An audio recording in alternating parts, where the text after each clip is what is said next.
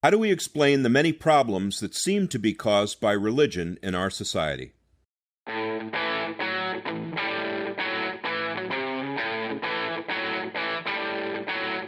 Welcome to the Hub for Important Ideas. I'm Steve James.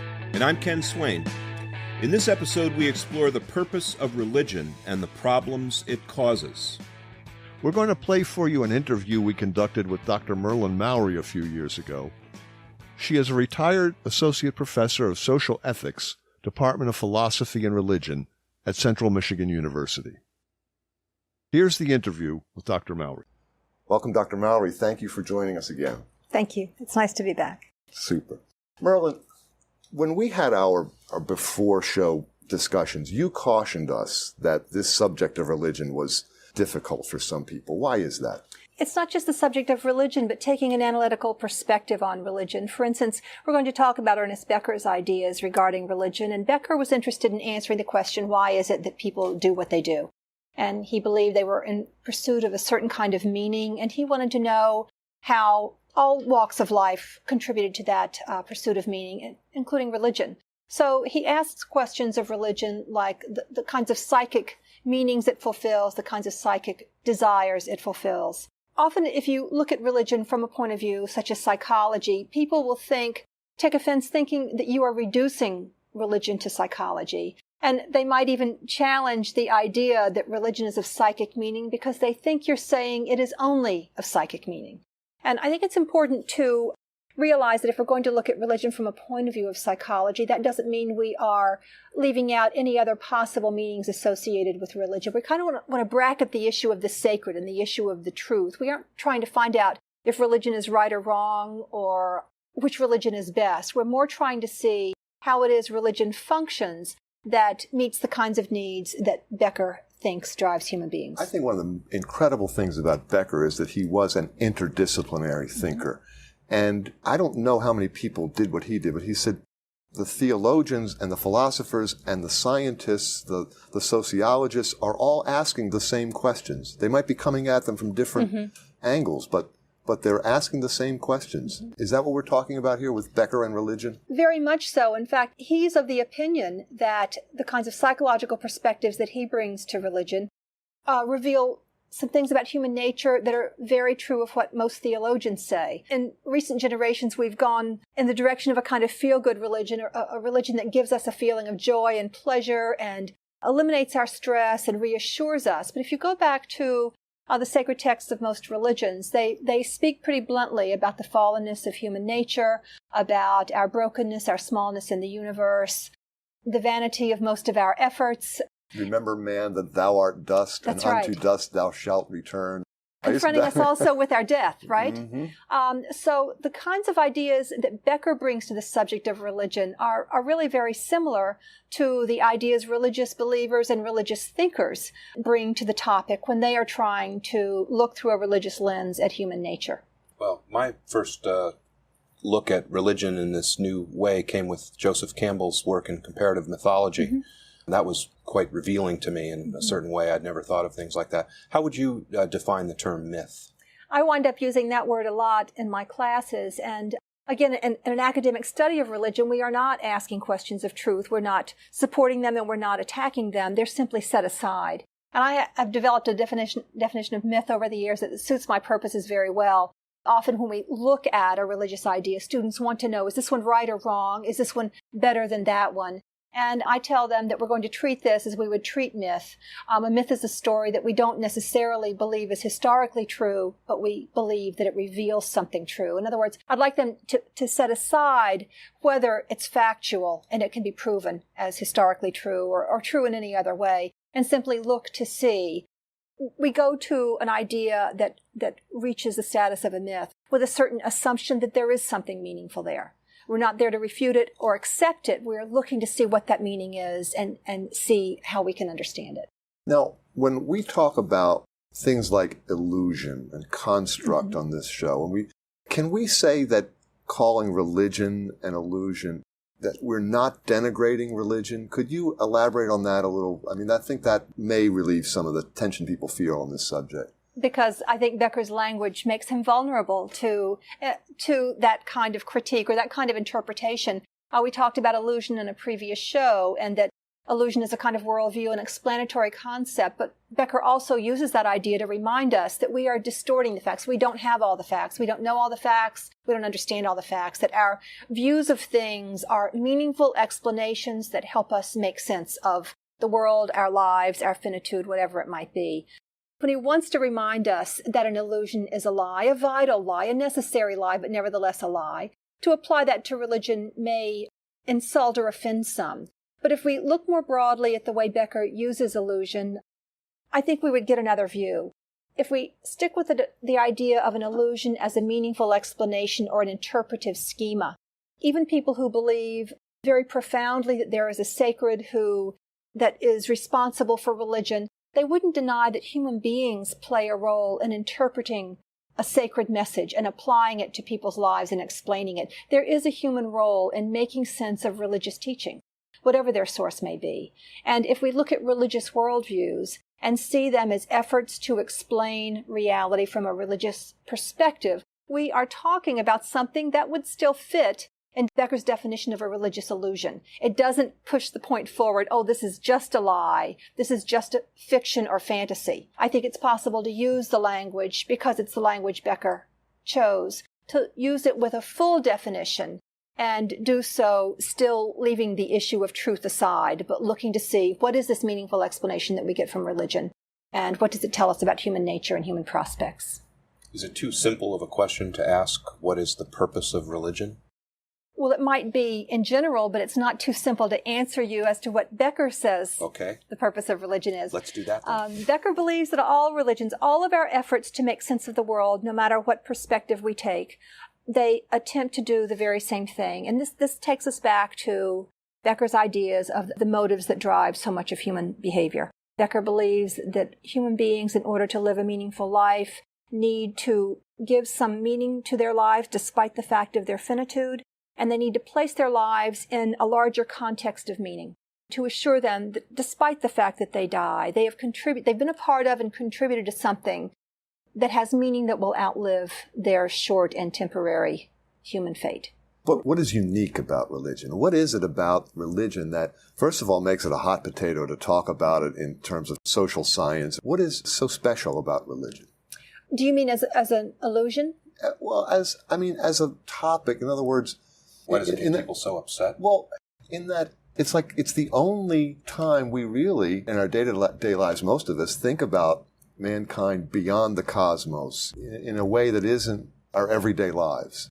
That's why I was asking about illusion. Let me do a contrast with religious perspectives and other perspectives. If we're looking for meaning in our lives, there are lots of contexts in which we can give meaning to our lives. We gain meaning interpersonally. We gain meaning from our social context, our culture, our whole culture. We have cultural worldviews that explain ourselves, our lives, give us goals, give us values, socialize us to appreciate certain things and pursue them and feel fulfilled when we attain them. And that fulfillment is affirmed by other people in that culture. Like I'm a father, I'm a member of my community. Right. You've succeeded as a TV producer. You as a stand-up comic.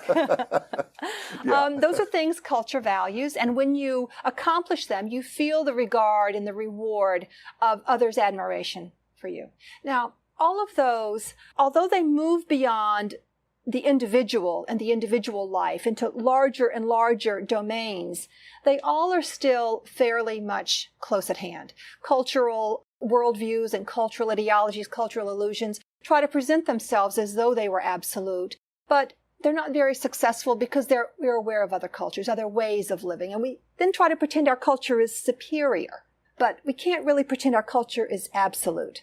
What religion has that makes it unique as an illusion, as a meaningful explanation of the world, is that religion specifically intends to root our world of meaning in a transcendent realm. It's as though we have reached out to a larger and larger cosmos beyond ourselves. And religion then is a different kind of heroism, isn't it? Yes, and a powerful one, because the modes of heroism that are available to us in culture are affirmed in those cultures. And the culture may claim and we may believe that they transcend the culture. But it's not that difficult for us to call those into question. Obviously, there's a cliche in our culture of men retiring, having given their lives to the company, to the business, and not knowing their families or communities and not developing any other pursuits or any other intellectual concerns or ethical commitments. And they wonder, what did I do with my life? Was it all worth it? That's one of those moments in which you bought into your culture's reward system and you became a hero. And you stand there in your heroism and you aren't sure it really matters for anything. Well, religion does not have the ideal of religion, I should say. I'll tell you why in a second.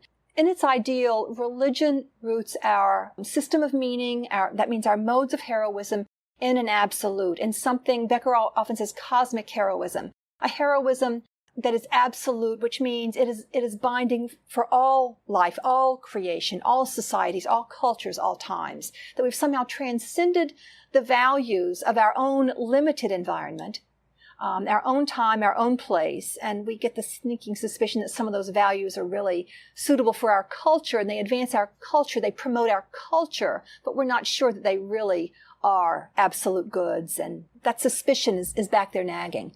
With the ideal hero systems of religion, that kind of anxiety is supposed to be quieted. As we attempt to attain religious heroism, Becker says we are reaching out for heroism at its highest, most absolute, ultimate level, and we should be confident that whatever it is we have accomplished is meaningful on that ultimate level. But Merlyn, you've written that religious heroism is not safe. What is it about religious heroism that is not safe? A couple of things, and this brings me to something Becker acknowledges. Becker believes that those religious illusions and religious hero systems are the safest.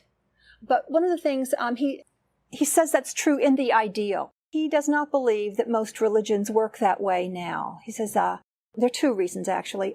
One of them is too many religions have allied themselves with the cultures in which they live. And when religions are enmeshed with culture and work to support culture, their hero systems become the culture's hero systems. And when culture and its hero systems are discredited, religion is discredited as well. He does believe that there are plenty of people who struggle for a more authentic religion and who are struggling to know through their religions not just the goals of their culture, the prerogatives of their political system, the desires of their administration, the economy. Those religions are trying to give human beings a further beyond, a more transcendent realm, a more universal appeal, not just to limit itself to the culture. The problem is, we live in such a pluralistic world right now. Pluralism taxes us. It makes it very difficult for us to believe in our illusions.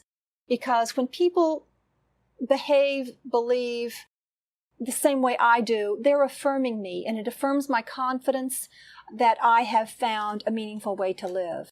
But when there are lots of different kinds of meaning systems standing next to each other, no particular system can gain the level of confidence and conviction. It can't arouse the kind of trust and confidence that it could in an environment where there is only one religion. And part of the danger, I guess, is the deity, the God, whatever, is on our side, and he can't be on your side. And I'm going to prove that, I'm going to have to kill you to show whose side God is on. Exactly. And this is another way that religion is used to serve the purposes of a culture. For any of our illusions, whether religious or not, we want to believe that they are giving us a meaningful way to live and a meaningful mode of heroism. And we can do that best when other people are in agreement. And I think most of us, I think you discussed this on an earlier show, any kind of difference can threaten us. I often tell my students that while there's the option of looking around at the world and seeing differences in terms of variety, we don't tend to do that. When I see something that's different, I tend to interpret it as a disconfirming other, a no vote, a challenge to what I believe and the way I live. And there's an enormous temptation, more than a temptation, often we feel it as a compulsion, to prove the value of our hero system by degrading or destroying the hero system of another. This is especially dangerous with religions because you appeal to an absolute. I often tell students that we can do our most noble but also our most brutal things in the name of religion because it gives us an absolute rationalization. Our tolerance for difference is very weak when our anxiety is high. We want uniformity, we want unity, we want the confirmation that that kind of agreement gives us. But it seems like our anxiety is high a lot these days. Mm-hmm. We're afraid that we're going to get fired. We're afraid that our 401ks are going to go down the drain. We're afraid our airplane is going to get hijacked. That the terrorists are going to explode a bomb or give us anthrax. Or it seems like every time you turn around, the TV is saying, be afraid. What effect does that have on us? Is that when we cling to these belief systems and our religious and our values? Yes, all of our illusions function to help us control our anxiety and terror. And when our anxiety is aroused, we want the reassurance of our illusions. We talked about this in a previous show when I was here before. We need to believe those illusions are a way to cope with anxiety when our anxiety goes higher. Our dependency upon those illusions, our desperation that those illusions work for us and are confirmed by others also increases. How does Becker's work help us deal with or understand what's going on in the world? If I have a Becker-informed perspective and I turn on the TV, does it help or hurt? How does Becker help us relate to what's going on in the world? I think we often think of violence as irrational, and we are mystified that human beings at this point in time cannot get control of their destructive tendencies. And Becker, in my use of Becker, he helps me understand that there are certain kinds of drives in human beings, these anxieties we're describing, that have not been brought under control merely because we're in the 21st century or merely because we've gained wealth or because we have the resources to barricade ourselves in safety and the weapons to threaten anyone who threatens us. There's something deeper and more profound in our anxieties. And when our anxieties are aroused, if we can't reassure ourselves in a constructive way that my life is meaningful and the contributions I've made are of lasting value, then we tend to destructive responses. I can assure myself that I'm high by making sure everyone else is below me. I can assure myself that I am of value by persuading you that what you do is of no value. That anxiety for our own value, worth, very easily becomes a desire for dominance, a willingness to degrade or oppress others, to show our power, to show the rightness of our way of life. Too easily, I think, our desire to be valuable can be translated into a might makes right kind of a interpretation of what's around us. It's very tempting to try to use power to prove to people that we are better, more valuable than they. We're back to self-esteem again. That's right. But we're looking at this repression of the fear of death as being this driver, the engine for all of these awful things. Mm-hmm. And we take the most noble thing that we have, religion, and we turn it into a source of evil. Mm-hmm. It's incredible. Becker wrote about religion as a quest for the ideal heroism, and you wrote the following: the mystifications Becker considered most likely to serve human beings in a creative and life-enhancing way are religious mystifications, because these provide a beyond that secular illusions cannot provide. If our present secular heroism, which is hierarchical and exclusionary, fails many of us, is Becker right? Is authentic religion really the answer? Today, Becker would say, as long as religion allies itself with culture, culture's goals, and culture's values, no. But in the ideal, he believes that it is. What would it take for us to give up the meanings of our culture? Those are the most near at hand. We get information about how we ought to live, and then we are affirmed and rewarded for doing so. That's a very, very difficult thing to turn away from and to live without. But part of the power that makes religion unique and that gives Becker this confidence that religion can play this role is in rooting our value and worth in a transcendent that is ultimate, eternal. That's the kind of leverage we need to give up culture's values. It's the sort of leverage we need to be self-critical of our heroism, self-critical of our culture. Kierkegaard, and Becker has a lot of Kierkegaard in Denial of Death, Kierkegaard believed that anxiety, this out-of-control anxiety, in fact, that you're describing, was useful because it took a desperate kind of anxiety for us to give up what we had and take his famous phrase, a leap of faith, into the unknown, into the ultimate. And Kierkegaard, because of that, he held us to an ideal standard of living with that crushing anxiety because it was worth it as a way to faith. Takes tremendous courage. Yeah. Our guest has been Dr. Merlyn Mowrey, Associate Professor of Social Ethics, Department of Philosophy and Religion, Central Michigan University. Merlyn, thank you for another wonderful discussion. Thank you. That's great. You've been listening to an interview with Merlyn Mowrey, talking about many aspects of religion. And Steve, first, I think we should start with where we stand on the question of religion. Although I grew up in the church, I am now an agnostic. Me too. I'm a humanist. Yep. And in my humble opinion, no human mind can verify or dispute whether or not the universe is intentional, any more than an ant can determine the intention of the farmer who ran over his anthill with a tractor. The only reasonable position is agnostic. You can't know if God or some supernatural power exists one way or another, and you just have to live with the uncertainty. The rest is up to individual temperament.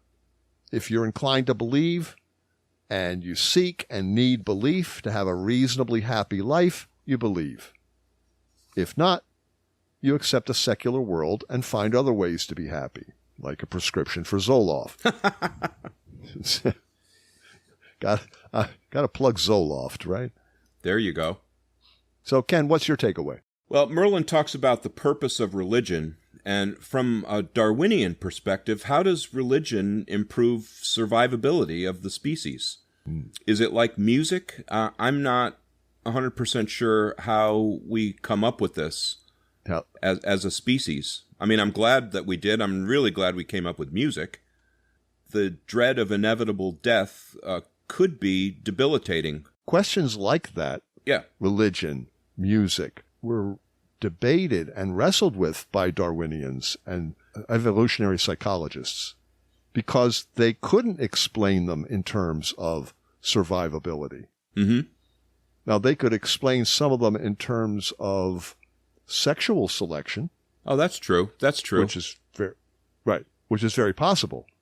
But it has been one of those things that you just can't explain. How come humans have art and music and dance and theater and, all these other things, and how come they have religion? Well, it's really good that we have all of those things, because you just named some of the best things that there are about being alive. Yeah. So religion is the perfect defense against the dread of death and the residual death anxiety that remains, and that we all share to some degree at various times. Right. And that is the classic Ernest Becker response. And Merlyn said religion is an illusion, and in Becker's terms, it's a vital lie. It's vital, but it's a lie. Okay, well, and this is where my back can go up a little bit at these Beckerisms, because that gets back to what you said earlier about needing belief to have a good life. And Merlyn discusses myth. She actually defines the word myth in there, and she says it's something that we know not to be historically true because it just doesn't stand up under historical and scientific research. But it contains truth in the story that it tells, like art does frequently also. It tells a story and gets a message across to you that it would be difficult to get across in any other way. And so people Sam Harris and company like to disdain religion and just dismiss it with a wave of their hand. But I think that's extremely short-sighted, and it doesn't show a very good knowledge and understanding of history and the history of human evolution and survival. I mean, people had to put up with stuff that you and I can't even really imagine now. True. And religion helped people get through things that were just unspeakably horrible. And if they hadn't had something to hold on to, they may not have made it. I mean, we may not have made it as a species. And whatever you think about religion now, it came from that.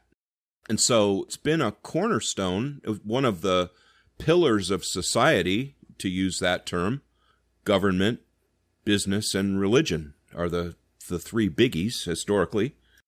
But when those guys say, we don't need religion anymore, let's just get rid of it, and they just want to like take it off the page like we never needed it, I think that's wrong.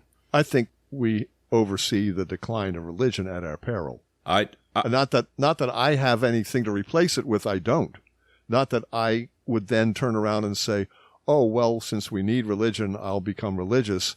I can't. No. I can't. Once you're told there's no Santa Claus, you don't go back to believing in Santa Claus. I hate to use that analogy because it's kind of trite, but it's a good analogy because Santa Claus is one of those things that introduces awe and wonder into the world for children. Yep. I mean, it's just a magical thing to believe with, that this big chubby dude in a red suit's going to fly in your house and go down the chimney and give you a whole bunch of presents. I mean, that's just great. That's just great. How can you not love that? Yeah, but like you're saying, oh, myth is not historically true, but it points to truth, and you like to believe in certain things when you're a child and you grow out of it. But we've got people, fundamentalists in this country, that will maintain that their holy book is written by, or at least dictated by, God, and every single word is true. Every word in the Bible, every word in the Torah, every word in the Quran. I know. It's true. These are factually accurate historical truths. The whole state of Israel is based on the idea that the Torah is literally true, and God gave this land to his chosen people. And you say, I know. Okay, it's an illusion. Well, yeah, I mean, yeah. I think you got to try to relax some of that. I mean, what people have been doing for 50 years at least, if not 100, is trying to find another way of looking at it, so you don't have to you don't have to throw the whole thing out. Joseph Exactly Campbell right. talks Yes. about, when he's talking about the Star Wars trilogy and how they talked about the Force, Mm-hmm. and he says, George Lucas took standard mythological themes and just put them into a new set of metaphors. Right. Ones that would talk to people today. We don't relate that much to guys walking around in sandals in the desert. But, we do relate to Luke Skywalker flying through space and trying to defeat Darth Vader and the Death Star and all that. So if you can talk about something about like the Force, that is communicating some of these old ideas in a new way. Yep. And it did inspire people. Absolutely. Very much. Yep. I mean, there was a whole generation that was raised by Star Wars as almost like a religion. True enough. No. I think Harry Potter was a little bit of a religion. Yeah. It had some of that. You're absolutely right. It had some of that stuff in it. Some of that myth and what Merlyn talked about, joy. Yes, she did. That's a great word to bring up, because if you said what's really missing today, that would be a word I would say. Yeah. Yeah. But when you think about people in these Baptist churches singing and actually going into trances, and they're just filled with the Spirit. They're filled with joy. The rapture. They're in the rapture. And what have we got in our secular materialistic society that comes close to that? Well, we have tech. Yeah, right. That We have tech. Hardly the same thing. No, they're certainly not. But you said, what are we offering? And I said, that's my answer, what we're offering. Oh, I see. Yeah. We're offering that. That's what's on offer, but it's not going to approach a rapture unless you're supplementing it with some kind of chemical enhancement. Unless you're in a car commercial and you're leaping up and down because you got a new car. But in reality, that feeling of joy lasts about 30 minutes. And then after that, it's just a car. Well, it certainly lasts less than 30 days when the time the first payment comes due. Yeah, there's an awakening, huh? There's a wake-up call. But Merlyn also talked about awe and wonder. That's part of the religious experience. Yes. But I'm a fan of Neil deGrasse Tyson. I love his podcast, Star Talk. Yep. With Chuck Nice. The two of them are great together. And astrophysicists like him find awe and wonder in experiencing the majesty of the vast universe and its many mysteries. And when you think about our earliest prehistoric ancestors, they all, every single one of them, looked up into the night sky and looked at the universe that was spread out before them and had to respond with awe and wonder. We don't have that today because of light pollution in cities and heavily populated areas like where we live. Anytime you have the opportunity to go out and take in the night sky in a dark place, I mean, that still gives me a feeling inside looking at that vastness up there. It's easy to gloss over these things, but these are not small things. No, not at all. I liked what Merlyn said about some religions becoming too closely aligned with the cultures in which they live. Yes, and I when like that very much. It's a Becker idea. When the culture loses credibility, which cultures inevitably do, Yep. their explanations lose the power that they once had, then the religion that's tied to it also loses some of its power. That's right. And it wouldn't have lost that if it hadn't committed that sin of getting allied with the culture. The religion was supposed to float above it. Right. Exactly right. And I think we could say that about the American evangelicals or fundamentalists. Yep. For example, their anti-gay bigotry. It's not religiously motivated, in my opinion. I mean, they pull something out of the Bible about, lying with a man is an abomination. But in the same paragraph, they say eating shellfish is an abomination. The whole thing's a joke. Yeah. So you look at this obsessive support that they have for in their defense of President Trump. That's hardly religious. I know. One writer, I forget who, he said, beginning around the presidency of Donald Trump, Christian conservatives have largely refrained from engaging in debates about sexual morality. I wonder why. Most people scratch their heads in disbelief that religious people support and defend this lying, racist, strutting fornicator who uses the Bible as a prop. Pardon me. Yeah. Many people assume it's all about abortion, which I accept that, and I too believe a lot of this has to do with that. Yep. That one position. But I think it's also that the Christian right has climbed into bed with the political right. Yeah. And religion has often been aligned with conservative elements of societies throughout history. Religion became the purview of the conservatives with the moral majority in the Reagan years. That's right. I remember that. Yeah. Oh, yeah. And scholars have said, the religious right had actually been involved in politics for most of the 20th century. Well, that's not always the case in Latin America and other countries, but it's frequent. And it wasn't always the case with the Catholic Church, when the church supported the rise of the labor movement in our country's history. Back then, the Catholic Church was the church of the little guy. And the big guys were Protestants, Anglicans, whatever. So you look at evangelical Christianity, it is now aligned with the radical right, like Jerry Falwell, who says, well, the religious right is solidly in place, and religious conservatives in America are now in for the duration. I mean, this is their position, some people's position, and it's just a cursory glance at Google or Wikipedia. It shows us that the Christian right is advancing socially conservative positions on issues including school prayer, intelligent design, embryonic stem cell research, homosexuality, euthanasia, contraception, sex education, sexual promiscuity, abortion, pornography. All of these policies that the conservatives support now have this religious fervor behind them. At the same time, the Christian right supports policies like tax cuts and policies such as child tax credits and funding for private schools. Now, you can say, oh, this has something to do with religion, but really? I mean, it's a stretch to think that God cares whether there are tax cuts or not. Cares very much. Or what the size of the government is, right? So, well, that's what we talked about tribalism before. Some of it is definitely that. I notice that the religious right doesn't seem involved in race relations. I think part of that is that the civil rights movement was led by Dr. Martin Luther King Jr. That's right. And so there was a religious base to the civil rights movement at the time.